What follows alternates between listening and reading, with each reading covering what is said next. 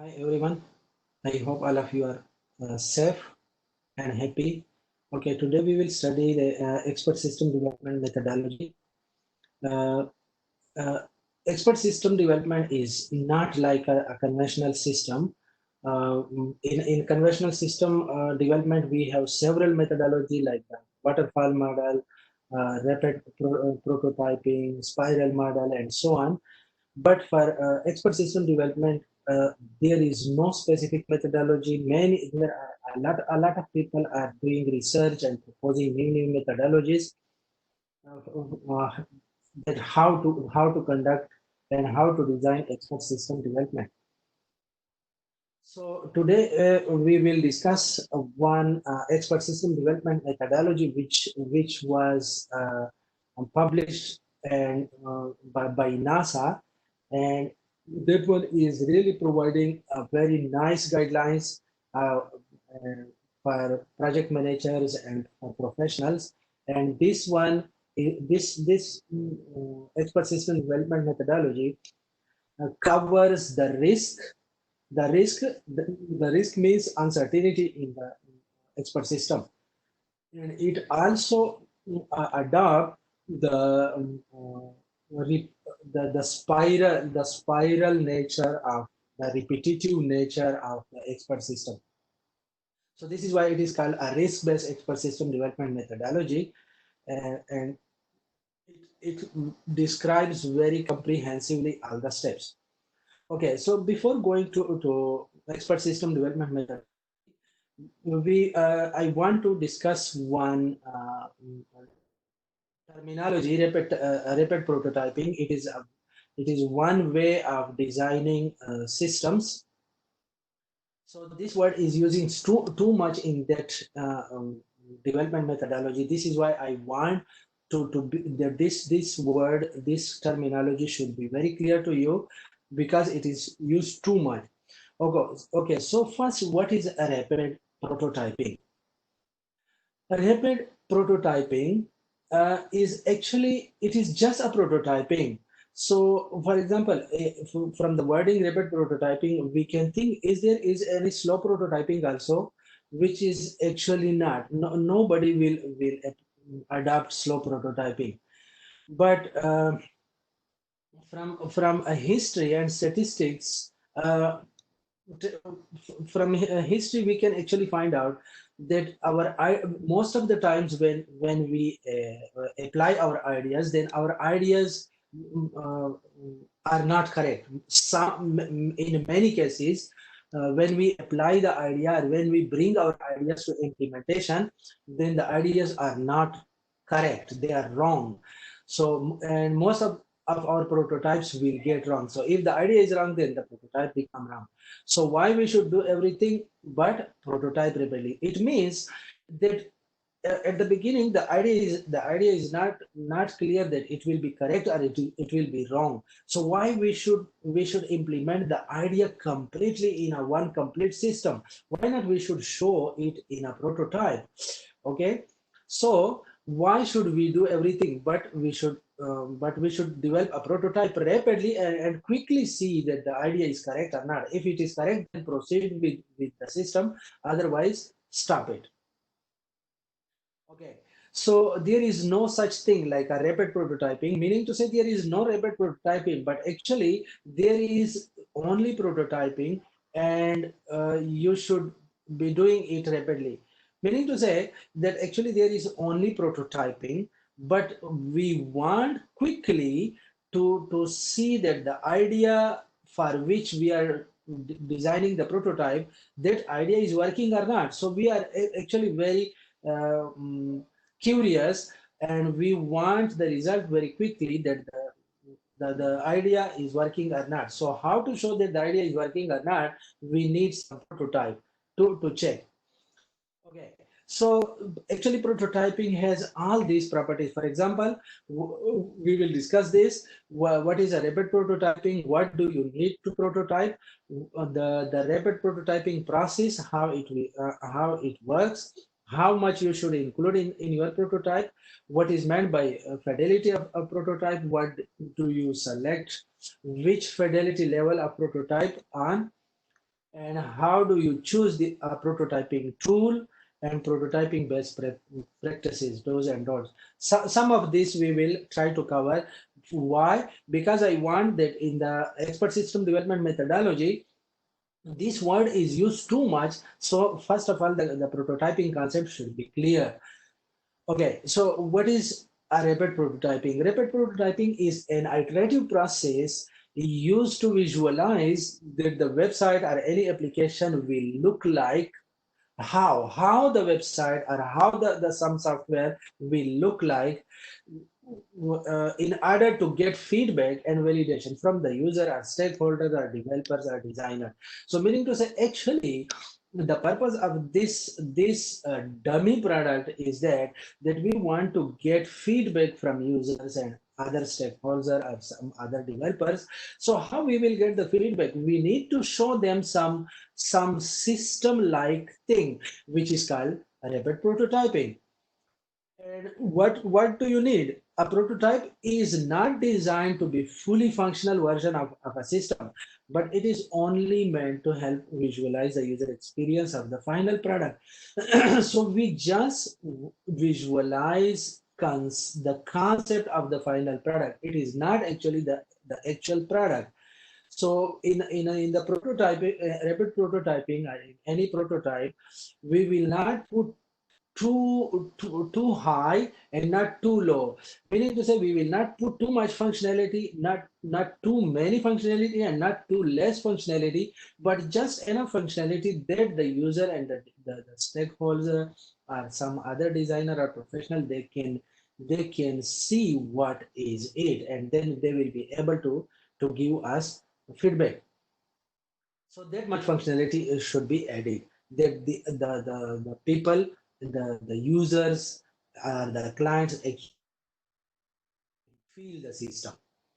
Okay, so how it works? The rapid prototyping process. Rapid prototyping involves three steps. Uh, and they are repeated many times. For example, prototype. Create the visual mockup of your solution or interface. It may be a solution, it may be interface, it may be app, it may be anything, but create that, and then review. How to review? Share the prototype with the users and evaluate if it met their needs and expectation. And then once you design the app, then share with the clients or with the developers or with anyone that you want to get feedback from. Share with them, they will review, they will give you feedback, and on the basis of their feedback, then refine. Meaning to say, redesign. Maybe if it is also possible that the feedback are in such a way that actually maybe you can stop, maybe you cannot proceed with the idea, but it is also possible that they give you feedback in such a way that, okay, modify this part, add this thing, add remove this thing. So on the basis of the feedback, you refine that. So the refinement maybe go to the final product, or the refinement maybe to the conclusion that, okay, stop this uh, prototype. Okay, so if let's suppose you are going to proceed with that, how much you should include in your prototype when you are presenting to the people or to the client or to the professionals, how much you should include, how much functionality you should include. The point of rapid prototyping is to show how a feature will look like, how the interface will look like, how the product will look like. Okay, without prototyping the entire product in detail. Meaning to say, you are getting feedback about the entire prototype, about the idea, but you are presenting to them only the prototype. So it should be only like a goldy look quality, meaning to say it's look like a gold, but it is not actually a gold. Meaning to say, it's just look like an app, it look like a system, but it is not a system. Okay, so what is meant by the fidelity of the prototype? Fidelity refers to how closely prototype matches the final product or the solution. Meaning, how similar is your prototype to the actual system. So the more similarity, you will get the more actual feedback. So prototype is produced with a high level of visual fidelity, meaning to say It is the more focus is on visual, not on functions too much. Okay, the client or the developers or anyone that you want to get feedback from, those people can feel and can realize what your idea is, what your final product will look like. And functions, the functions static versus interactive, meaning to say that your prototype should be static and the prototype should be interactive. Okay, so in that case, the prototype may have to look fully functional. It may be fully functional, or maybe both versions have, or maybe static. Meaning to say, it may be static, it may be functional, but both have pros and cons. For example, if it is static, too much static, then no functionality, then it will be just the look, and the people cannot give you any idea, any feedback about the functionality side. But if you put too much interactive, too much functionality in that, then it will take a lot of time. Okay, it will be more near to the final solution. It will be not like a prototype. So you can decide on the basis of your own situation. So the best way that it should not be too much static. It should not be too much interactive also. And the content inside the prototype is like that it is lorem ipsum is a common dummy text and dummy inputs that most of the professional are using. So you should use, whenever you are using any text or any labeling or anything in the prototype, you should use dummy text or you should use a real text. Okay, it's again actually depends on you, but most of the times you cannot put all the real content because you have not developed the whole system. Okay, so sometime you can use a dummy text and later on you can change it. Okay, now this was the concept of rapid prototyping, and this rapid prototyping actually why we discussed, because this rapid prototyping word is used too much in this expert system development methodology. So I just realized that you should not be confused what is rapid prototyping. Now let's come to our own main topic, expert system development methodology. This is a risk-based expert system development methodology, and this methodology is proposed and published by NASA, and the main paper is actually this one. So I have took all the materials from this paper. Okay, so let's go and discuss in detail. Okay, so why we need a specific system development methodology for expert system also? What are the problems? Most of the times, whenever from literature, it is clear that whenever expert system were developed, the managers and the developers were having concerns about the expert system. And what were the concerns? The first concern was that were related to the project infrastructure and the technical issue, meaning to say that in expert system, actually we don't know how will be the structure of the expert system. Why?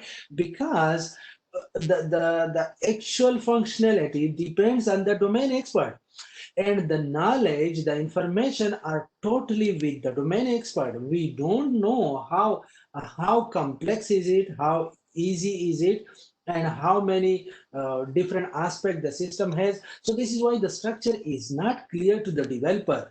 It is only clear to the expert people, the domain expert. This is why the structure is not clear and the technical issues are not clear, because we don't know, the developers don't know how the domain expert is solving the issues.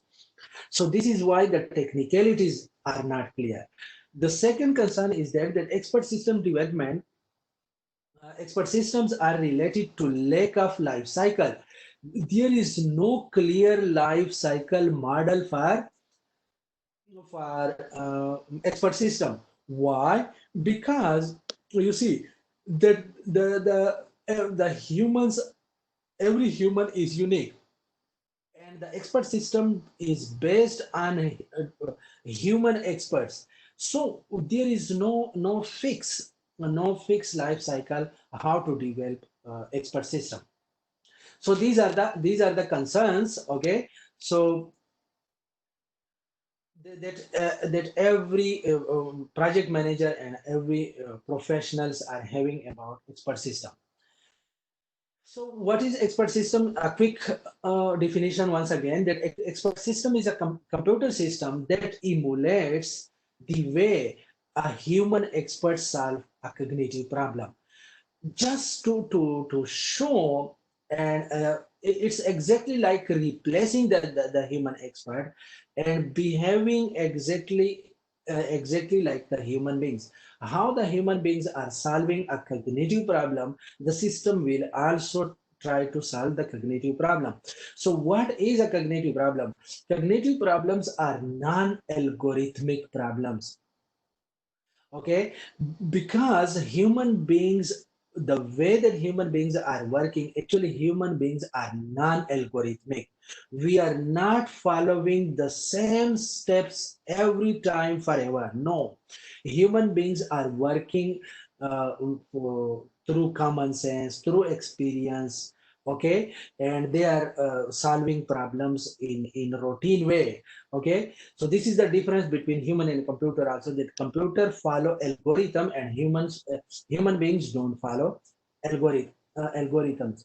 They are using experience, they are using common sense, they are using, so meaning to say one person will solve the same problem, one problem maybe in 10 steps, and maybe someone else will solve the same problem in 6 or 5 steps, because every human experience, every human common sense, and every human ability are different. So this is such a system which uh, which looks like a human beings is called an expert system. Okay, so the expert system development task is therefore acquire information from human expert to model how the cognitive task is performed in a form suitable for computer. So we get the knowledge, we acquire the knowledge from human beings and store in a computer in such a way which is suitable for computer. Meaning to say, we are bringing non-algorithmic uh, knowledge to algorithmic style. Okay, and you know that there is a lot of uncertainty. Okay, uncertainty in the processes.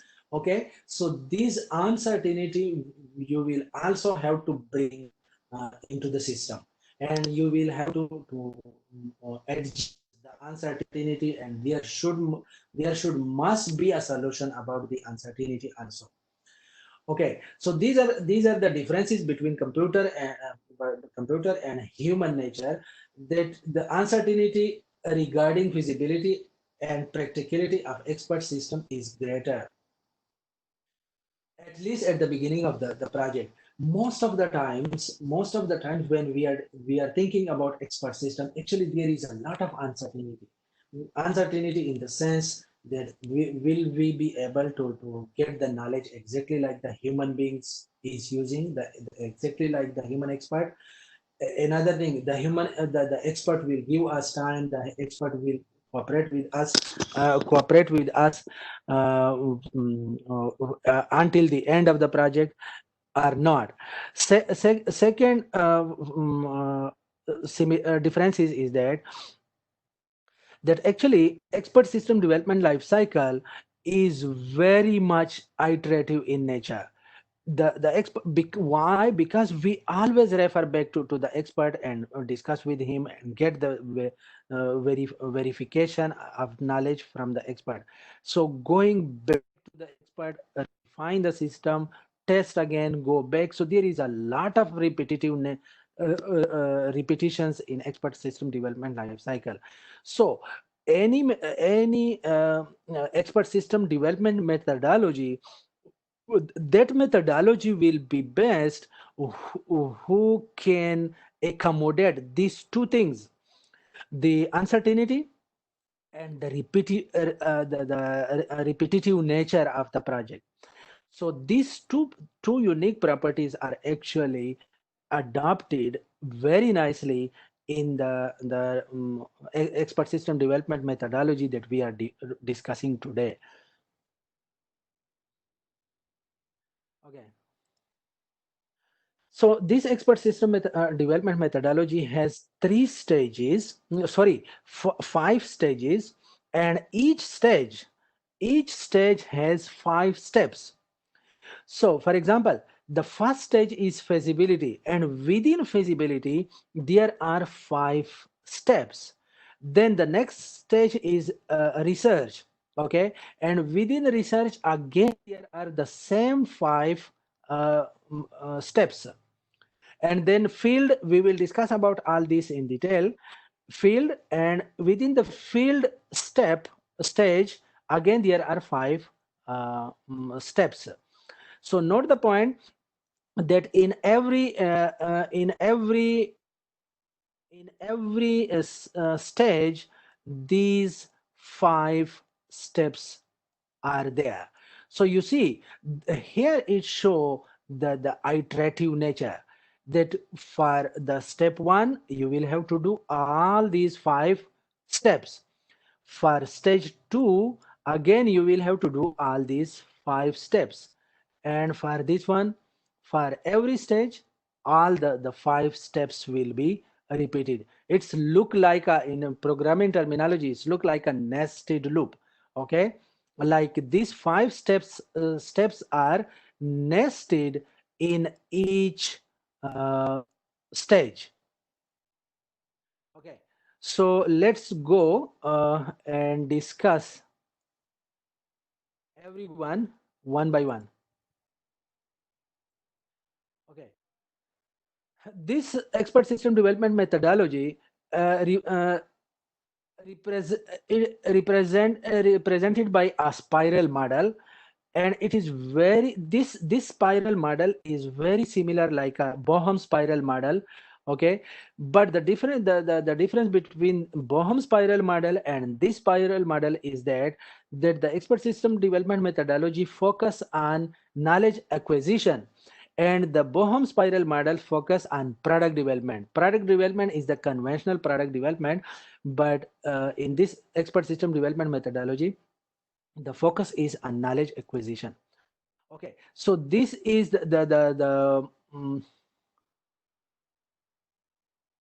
these are the model, and this is the spiral model. So here, these are the five stages, okay, from bottom to up: number one, number two, number three, number four, and number five. Okay, and the same stages are these also: number one, two, three, four, and five. These are the five stages. Okay, so for example, the first stage we will discuss in detail everyone, but at the beginning I just want to show to explain the diagram, that later on when we are talking about, then the diagram should be clear. During the feasibility, what we are doing, you see, this stage is the same this stage.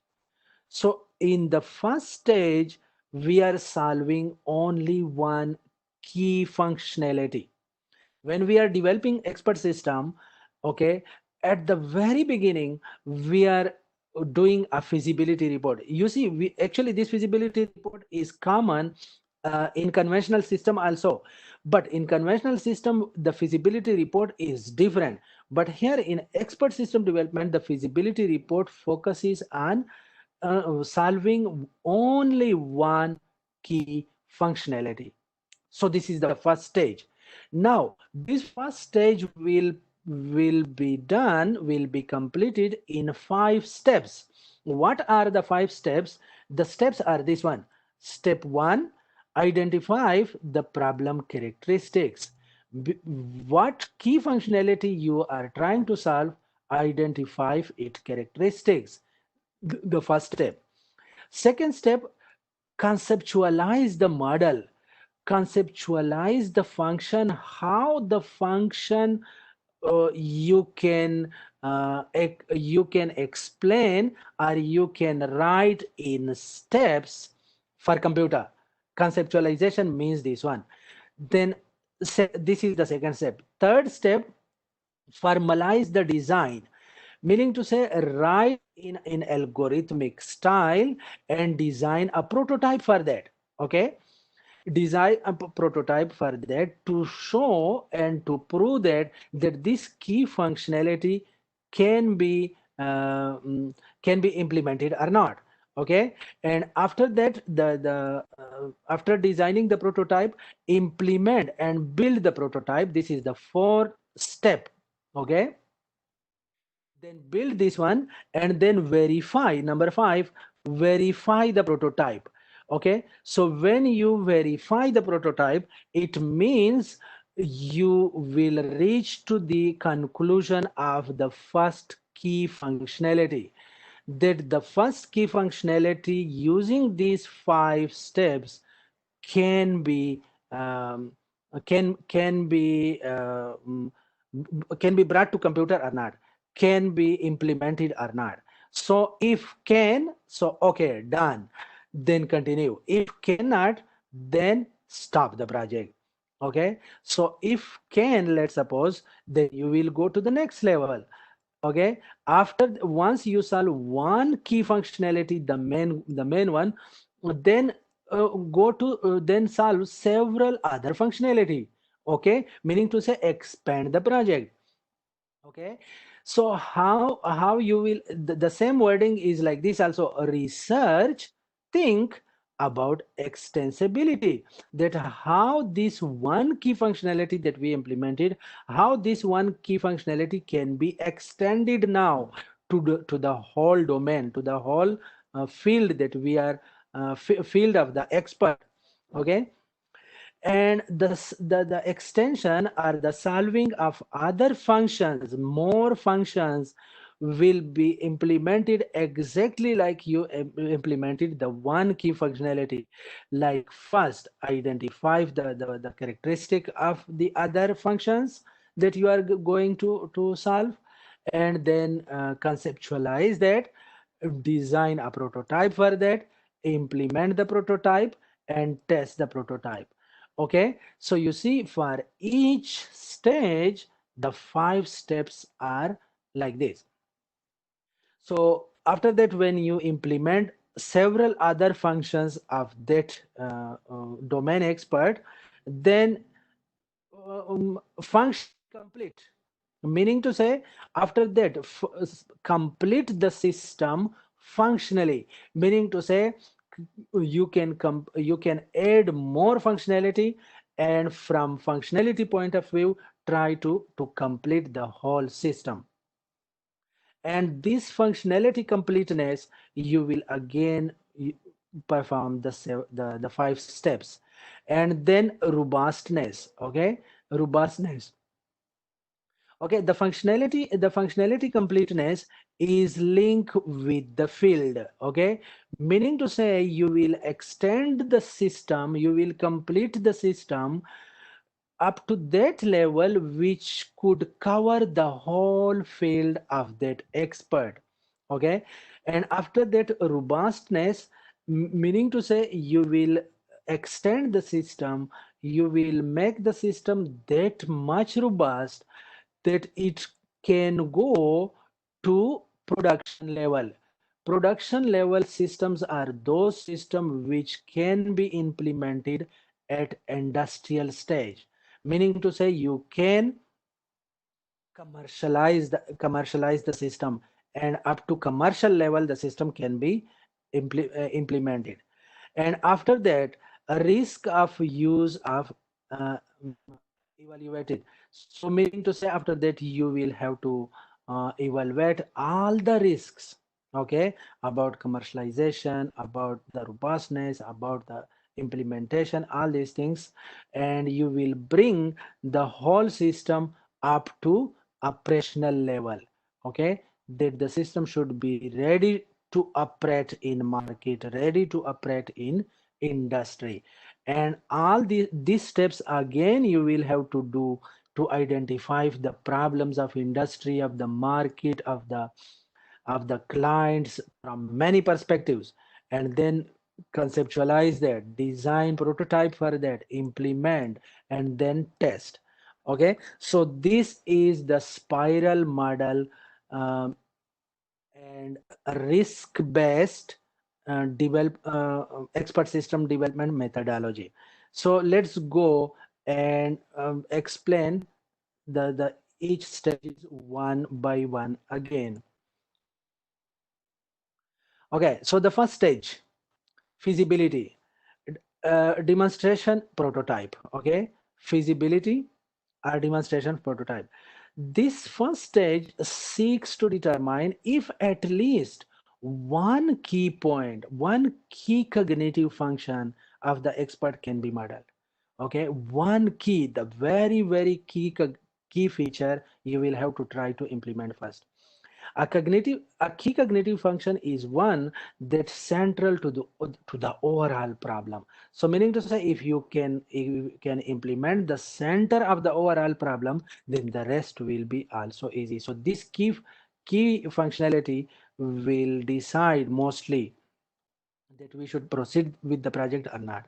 And this stage prototype at least one, okay, and possibly only one cognitive function. So at the very beginning, only one cognitive function. And this stage, you see how it will be done by the 5 steps.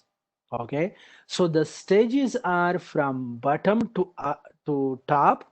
Okay, and the steps are in a spiral way. Next stage is what? Research prototype. Okay, so the research prototype, meaning to say we will have to research, as I explained in the beginning also, that we will further research that the second stage determines whether additional functions can be modeled. The goal is to determine the extent to which the entire set of cognitive functions of the expert can be modeled, meaning to say how much we can extend the system to cover all the cognitive functionality. Okay, this stage prototype is a sufficient number of cognitive functions of the expert to answer this question. So here, this at this stage, the prototype will have many functionalities. Then the field level, okay, the field level. The third stage makes sure of the combination of conventional and expert system techniques needed to be model all necessary cognitive functions. The goal is a prototype that can be tested in a realistic setting. Okay, the prototype for this stage is functionally complete, solve most of the required problems, and reasonably robust, although possibly lacking in performance. Maybe performance will be not that much okay, but can cover majority of the functionality. It may not handle all the situations that arise in a realistic setting, but at least try to cover majority of the functionality. The second stage is to ask whether the manual system can be modeled in a way that is robust and efficient, meaning to say, in the third stage we implemented all the functionality. Now in a fourth stage we are going to check that these functionality can be further robust and can be make more efficient. The goal is to determine if it is possible to achieve the desired scope of the expertise and speed of operation. It may be necessary to refine the design, recode, or transport the field prototype to a new host. Maybe we can change the host also to achieve the speed. The production prototype solve nearly all the required problem and is very robust and is easy to use. Okay, so in a stage 4, the focus is mostly on robustness and mostly on usage uh, uh, perspective, because in a stage 3 we have almost covered majority of the cognitive functionalities. Stage 5, in stage 5 we are looking for operational prototype. Operational prototype is a market ready or industry ready prototype. By the time of the fifth stage is reached, the prototype successfully emulates the human expert. Now it is almost look like a human expert. And the goal is to show by exhaustive analysis and evaluation that the risk and cost of development are acceptable. Okay. The focus is now on the use rather than the structure of the product, how it will be used, how it will be implemented in a market, okay, how common people will be able to use all those steps. Okay, so we finished the stages. Now the steps I have briefly explained earlier also, and let's go ahead and briefly explain why by one again. And this is the repetitive nature and the spiral way. Each stage will be completed in these 5 steps, and these steps will be in the spiral way. So the first step here, okay, the first step is here,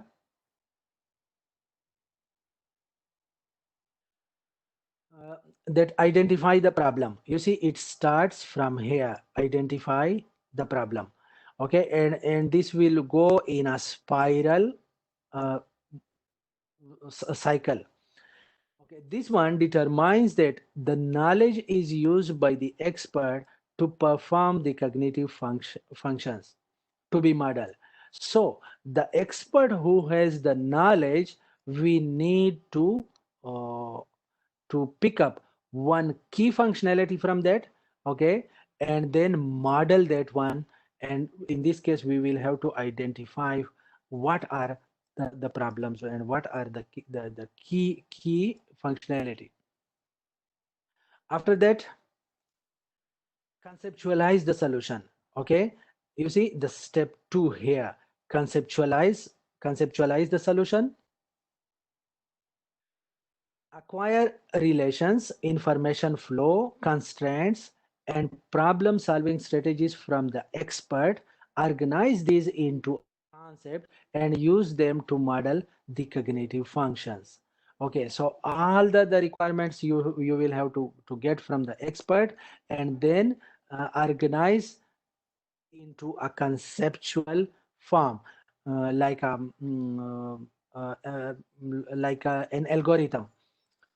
Third one, formalize the solution. Here, formalize the solution or design the prototype. So map these concepts to a formal representation. This representation may be based on already okay, selected implementation tool or language. So at this stage, you will be looking for some tool, that which tool I should use for the prototype or which language I should use for the prototype. If not, then this formal representation should be used to select a tool or language. So if you already have, so okay, continue with that. If you don't have, then at this stage you will have to decide which tool, which language I should use, and then implement the prototype. This task consists of expressing the already structured knowledge within the framework of the selected tool. So you have already structured the knowledge into steps, okay, and then you will have to implement in the selected tool to build the prototype. The fifth step, validate. You see, validate the prototype and validate the rules that embody the knowledge. Verify that the prototype implements the design, and test for robustness, speed of execution, and deployment risk. So you will have to test the prototype from different perspective, from different ways, and maybe by different people, okay, which having different background. that you should get different type of feedbacks. So these are the 5 steps, okay, and these 5 steps will be in each of the stages. These are the stages. I am repeating once again, okay. Number 1, 2, 3, 4, 5, and each of these is the same thing like this. In the first stage, which is feasibility, we are doing what? We are actually implementing the first key cognitive functionality, okay. And once we implement that, okay, and how we implement that, we are implementing that one in these 5 steps, which is in a spiral way. Then once we implement that, we extend to further functionality. We research, we extend the system to other functionalities, okay. You see, solve several other functionality. This one and this one is the same, okay. And the second step will be also completed in these 5 steps in a spiral model. So it's like a inner loop. The 5 steps are like inner loop of the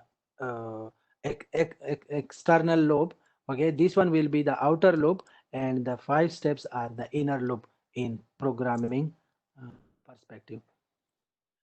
Okay, so expert expert system development methodology like also show the 5 decision points. Okay, so during these 5 stages and 5 steps, actually there are decision points also, because most of the managers, the organization who are going to develop the expert system, at different stages they need to decide that they should continue with the system can be implemented or not, okay. So it provides 5 decision points that determines whether work moves to one or another of the 5 expert system development stages or not. In this methodology, iteration of stages or iteration of the steps within a stage may also occur, okay. And in the expert system development methodology life cycle, there are 3 major management decisions. The decision during the process, it may be at any stage, it may be at any step. The management, okay, why? Because the management is actually investing in the project, okay, or the companies are investing in the project, so they will have to do three decisions. The first one, are the expert system development techniques suitable for the problem? Okay, the problem that they want to solve, for that problem, expert system development is suitable or normal conventional system is suitable. So they will have to decide at different stages. Second one, are the requirements sufficiently well known for transition to a conventional software development? When they are going through different stages, sometimes they know that, oh, maybe we can solve this system, this problem by conventional software, no need of expert system. If the answer is no, then present a stage or an earlier stage may be repeated, okay. If the requirements are not known, then maybe you can go back to previous one and repeat again, and then you will have to decide that we should uh, uh, move to a conventional software development system or not. The third one, are the risks too high to continue expert system development? If the answer is yes, and if the problem is not simply a wrong turn taken at earlier stages, okay, then the project should be aborted, okay, and the project termination report will be there. So meaning to say, if the risks are too high, okay, and it is possible that the expert system development methodology is not suitable for this problem, we cannot build the system, then maybe it will be decided, okay, stop the project. But there will be a report about that. The report will be generated why we are stopping the project, what are the reasons, what are the risks. So these are the three common decision points that managers will take during the project development system. Okay, and this diagram actually, if you go through, it covers the same thing. Like you see, key cognitive functionality, but how to do this? These are the steps. Okay, and at any steps you can decide. So this diagram is used for the management to decide. There are two type of decisions, or maybe three type of decisions. One, that we can continue with the expert system development methodology or not. Second, maybe they realize that, oh, the same project we don't need expert system, we can solve the system by conventional software. Third decision may be possible that they decide that we cannot continue. Okay, we want to stop the project, we no need to continue because it is not possible, it is too complex, we cannot implement. Okay, and later on, if let's suppose okay, we discussed that the three situation. If they want to continue, then they will have to use the methodology, that the five stages and the five steps. If they want to stop, so during the stopping condition, the second decision, then they will have to generate the project termination report. The third one, if they want to stop the expert system development but shift to conventional software development system, then there is another diagram for that, and that one is this one. Okay, the same hard work, the same work that they have done in the expert system development methodology, the same work will be transferred to conventional system. But how? If you see here, it is like this.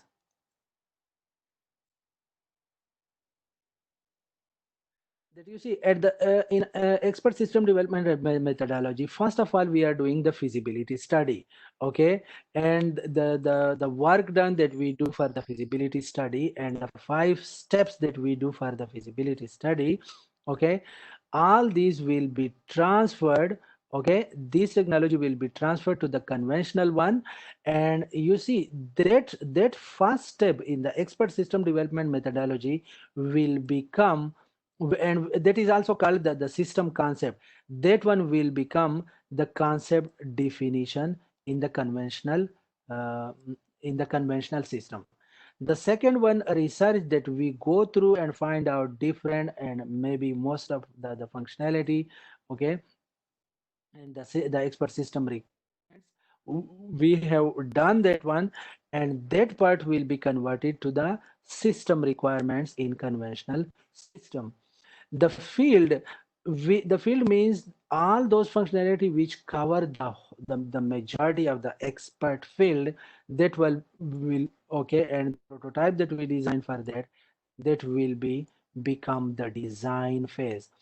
I hope that all of you still remember the feasibility, planning, design, implementation, okay, and testing. This is the common 4 5 steps that every model, maybe waterfall model, maybe a spiral model, every model has this. So meaning to say, this is the model which provide you guidance how an expert system, if the expert system cannot continue, okay, cannot continue, and the management found that the same problem can be solved by conventional system.